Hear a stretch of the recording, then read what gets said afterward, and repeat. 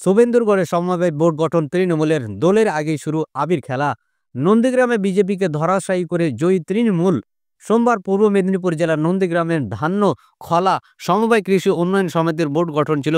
সেখানে 9টি আসনের মধ্যে 6টি আসন দখল করেছে তৃণমূল কংগ্রেস। শুভেন্দুর গড় বলে খ্যাত নন্দীগ্রামে এই ধান্য খলা সমবায় দখল তৃণমূলের হাতে যেতেই উচ্ছ্বসিত কর্মী সমর্থকরা। এই সমবায় শামসাবাদ গ্রাম পঞ্চায়েতের অধীন, যা বর্তমানে রয়েছে তৃণমূলের দখলে। এই সমবায় আগেও জোড়াফুলের দখলে ছিল।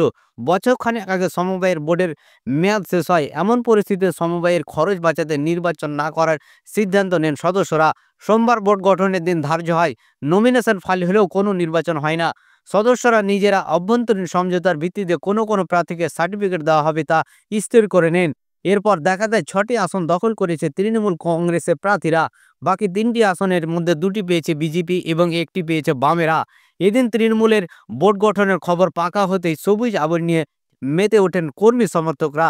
চলে মিষ্টিমুখ পর্ব। গ্রাম পঞ্চায়েতের পর সমবায় দখলে বাড়তি অক্সিজেন পাচ্ছে শাসক দল। ব্লক তৃণমূল কংগ্রেসের সভাপতি বাপ্পাদিত্য গর্গ বলেন, এলাকায় বিজেপি ক্রমাগত নিশ্চিহ্ন হয়ে যাচ্ছে। এরপর ওদের দুর্বন্ধে দেখতে হবে। আগামী বিধানসভা নির্বাচনে বিজেপি আর থাকবেই না।